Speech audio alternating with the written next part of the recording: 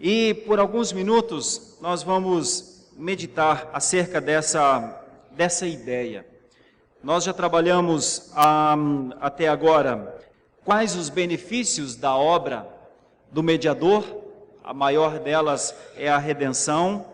Nós já estudamos sobre como nos tornamos participantes da obra do mediador.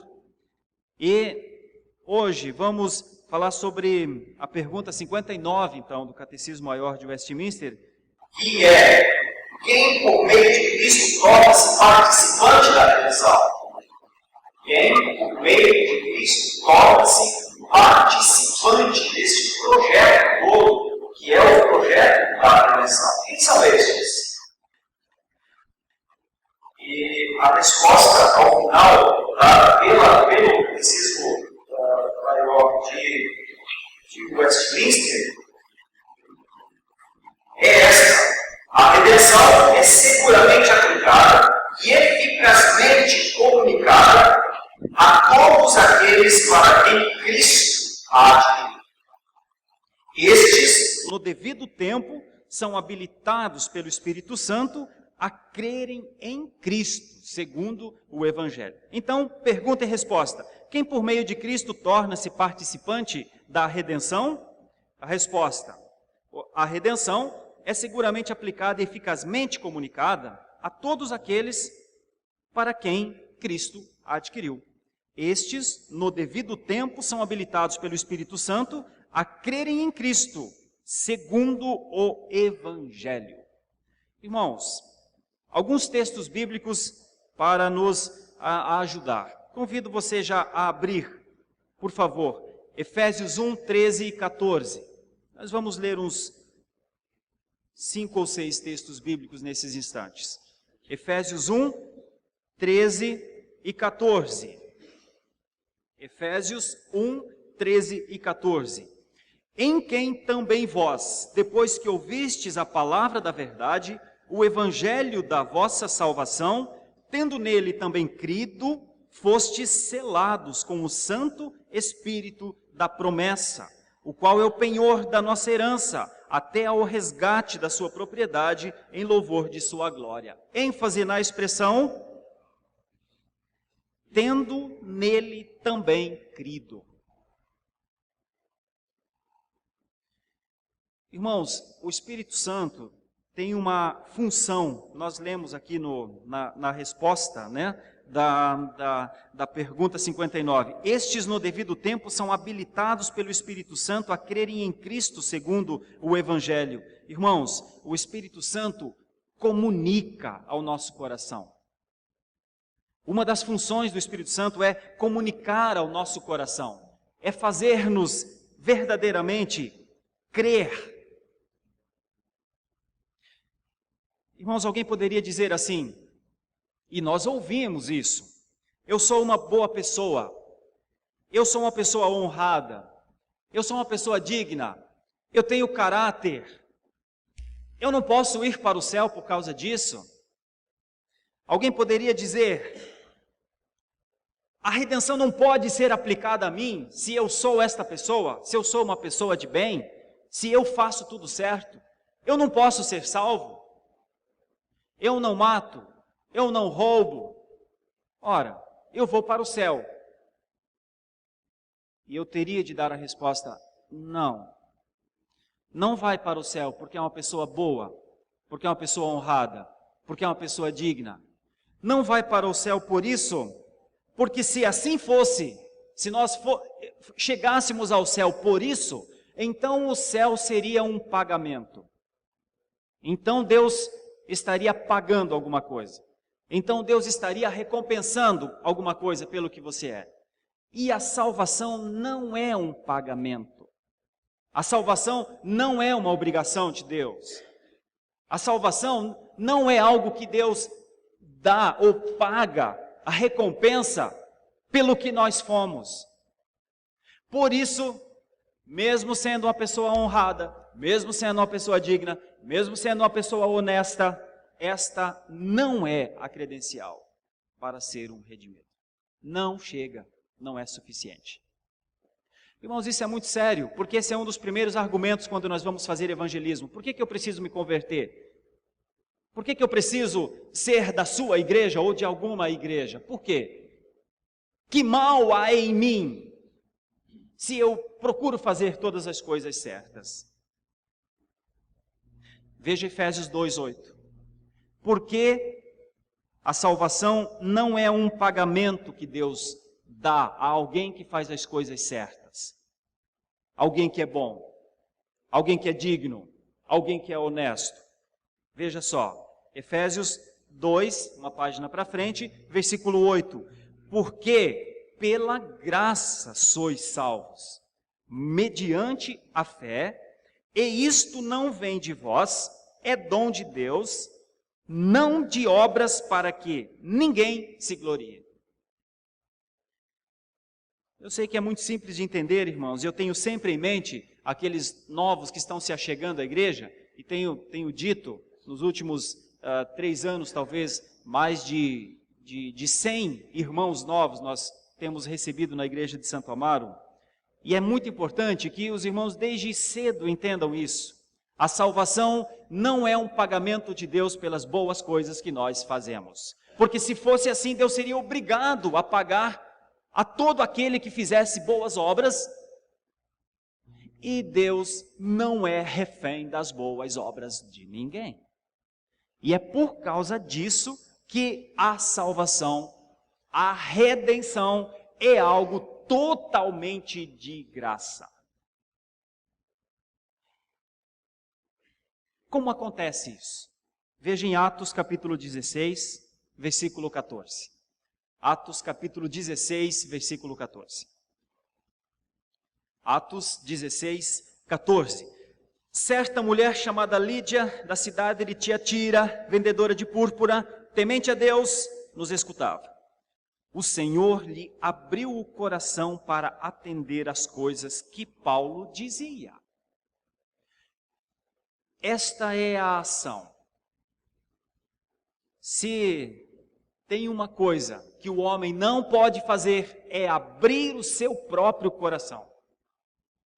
Veja o texto e como ele é claro. Ela era temente a Deus. Paulo estava às margens desse rio onde Lídia estava, provavelmente com muitas mulheres. E naquele momento, sob a pregação de Paulo, Deus abriu o coração de Lídia.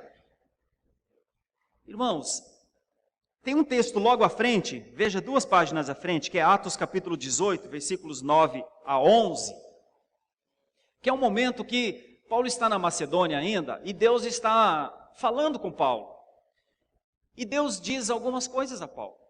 Veja, teve Paulo durante a noite uma visão em que o Senhor lhe disse: não temas, pelo contrário, fala e não te cales, porque eu estou contigo, e ninguém ousará fazer-te mal, pois tenho muito povo nesta cidade. Irmãos, quem faz isso acontecer é o Senhor, de uma maneira que antes de Paulo pregar, antes de Paulo saber quem eram as pessoas que estavam naquela cidade, Deus disse a ele: filho, vai e faz, sem saber quem são. Vai e fala, não te cales. Eu vou cuidar de ti para que não te aconteça nenhum mal, porque eu tenho gente nesta cidade. É como se Deus dissesse: eu sei os seus nomes, eu sei suas vidas, eu sei exatamente quem eles são, e eu estou indo atrás deles. E você vai falar, e enquanto você falar, Paulo, o Espírito Santo vai aplicar a obra da redenção a estes corações. E eles, enquanto você fala, Paulo, crerão. Então, quem por meio de Cristo torna-se participante da redenção? Aqueles a quem, no devido tempo, o Espírito Santo os faz verdadeiramente crer. Veja como essa obra é de Deus e como Ele faz a obra dele andar. É o texto de Atos 2, 42 a 47, conhecidíssimo de todos nós também. Eu leio o texto para usar uma palavra de Atos 2, 42 a 47, que está no versículo 47. Louvando a Deus e contando com a simpatia de todo o povo. Enquanto isso, acrescentava-lhes o Senhor dia a dia os que iam sendo salvos. É a palavra acrescentava-lhes o Senhor. Irmãos, em momento algum, Deus deixou de colocar em prática todo o seu ideal redentivo. Os homens, Deus levanta para falar. As mulheres, as igrejas, Deus levanta para falar. Quando elas falam, e essa é a chamada geral, elas contribuem para uma chamada ao mundo. Estas pessoas, através das Escrituras, através das suas vidas, elas pregam o Evangelho. Isso é o amplo, isso é o lançar da semente. Aqueles que têm o solo preparado pelo Senhor, a semente germina. Eles nascem, eles crescem, eles frutificam.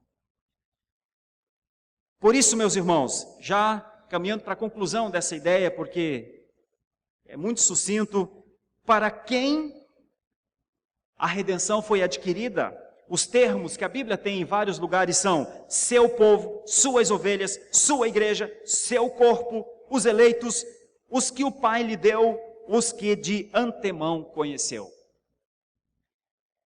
Quantos estão nesse grupo, então? Uma multidão incontável de todas as nações, tribos, povos e raças, conforme diz Apocalipse capítulo 7. Pastor, a redenção não é para o mundo inteiro?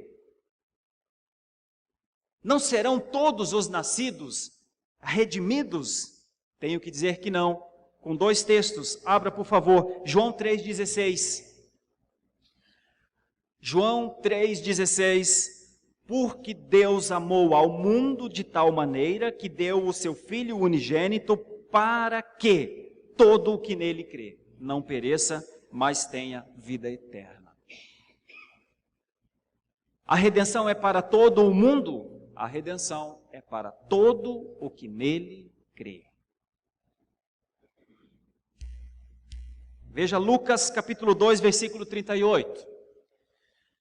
Lucas 2:38. E chegando naquela hora, dava graças a Deus e falava a respeito do menino a todos os que esperavam a redenção de Jerusalém. A todos os que esperavam. A redenção é para todo mundo? Por João 3,16 e Lucas 2,38, não. É para todos aqueles que nele creem. E por fim, quem é então participante dessa redenção? Último texto bíblico para que leiamos, Efésios 4:30. Efésios 4, versículo 30. Quem é participante da redenção? E aí Paulo, falando aos Efésios, diz: e não entristeçais o Espírito de Deus, no qual fostes selados para o dia da redenção. Os selados para o dia da redenção. Estes são os participantes da redenção. Irmãos, eu concluo ainda à luz da pergunta e da resposta do Catecismo Maior de Westminster. Quem por meio de Cristo torna-se participante da redenção? A redenção é um resgate, é uma operação que Deus faz, é algo que Deus, pelo seu poder, torna sua propriedade, mediante pagamento de preço. E quem então são os participantes desta redenção? A palavra final é: aqueles que no devido tempo creem em Cristo segundo o seu Evangelho. Quem faz isso acontecer? Quem aplica? O Espírito Santo de Deus. Eu não lerei os textos, mas direi pelo menos 5 coisas que o Espírito Santo faz em nós. Nos ilumina, à luz de Efésios 1, nos regenera, à luz de João 3, nos santifica, à luz de Gálatas 5, nos transforma, à luz de 2 aos Coríntios 3, e nos supre, para sermos cristãos idôneos do Senhor. A obra é muito grande, irmãos. No primeiro momento, em relação à salvação, nós temos ideias diferentes acerca da salvação. No primeiro momento, quando me torno um cristão, quando eu nasço na fé, eu penso que fui eu que decidi. Eu penso que fui eu que me converti. Mas depois de nascer, a gente vai crescendo um pouquinho na fé e a gente começa a perceber que não fui só eu que nasci. Deus me ajudou. Eu queria e Deus também queria. Porque se Deus não quisesse, não adiantaria, não resolveria só eu querer. Enquanto a gente está crescendo na fé, a gente vai dividindo isso com Deus e vai dizendo, eu me converti, mas Deus operou isso também em mim. Mas quando a gente amadurece, a gente descobre que foi apenas Deus. Quando a gente nasce na fé, a gente pensa que é a gente que se converteu. Quando a gente dá uns passinhos na fé, a gente acha que fomos nós e Deus. Mas quando a gente amadurece, a gente descobre que foi só Ele. Por isso, irmão, nessa manhã, se você é um participante da obra da redenção, se a redenção foi adquirida a ti mediante o sangue do Redentor, do Senhor Jesus Cristo, se o Espírito Santo já aplicou essa verdade ao seu coração, se você crê no Senhor Jesus, se você se entende e reconhece que foi Ele que fez isso por você, desenvolva uma vida de gratidão ao Senhor, desenvolva uma vida de fidelidade ao Senhor, desenvolva uma vida de compromisso ao Senhor, desenvolva uma vida de abnegação ao Senhor, desenvolva uma vida de tão agradecido que é ao Senhor, considera todas as outras coisas como perda por causa do Senhor, porque foi isso que os maiores exemplos da Bíblia fizeram. Dentre eles, o nosso irmão Paulo, há mais de 2000 anos atrás. Que o Senhor nos ajude a viver para o Senhor, pelo que o Senhor fez por nós. E não a viver para o Senhor ou no Senhor, pelas coisas que nós esperamos que o Senhor faça por nós. Que vivamos ao Senhor, porque a redenção foi aplicada a nós. E porque ela foi aplicada a nós, nós somos novos. Não melhorados, novos. Porque o Espírito Santo aplicou a completa redenção no nosso coração. Feche os seus olhos, nós vamos orar ao Senhor e cantaremos uma canção que fala e que aplica também essa verdade. Senhor, pela Tua palavra, vivemos. Se o Senhor nos alimentar, teremos uma vida cristã saudável, porque cremos no alimento que vem do Senhor. Porque sabemos que o Senhor é o nosso pastor, conforme lemos no Salmo 23, nos leva para os alimentos e para a água limpa. Eis-nos aqui, Senhor. Alimenta-nos pela Tua palavra para uma vida cristã, à luz da Tua palavra, debaixo da iluminação do Espírito Santo de Deus. Assim nós oramos, pedindo a Tua ajuda, Senhor, em nome do Senhor Jesus Cristo, o nosso Redentor. Amém.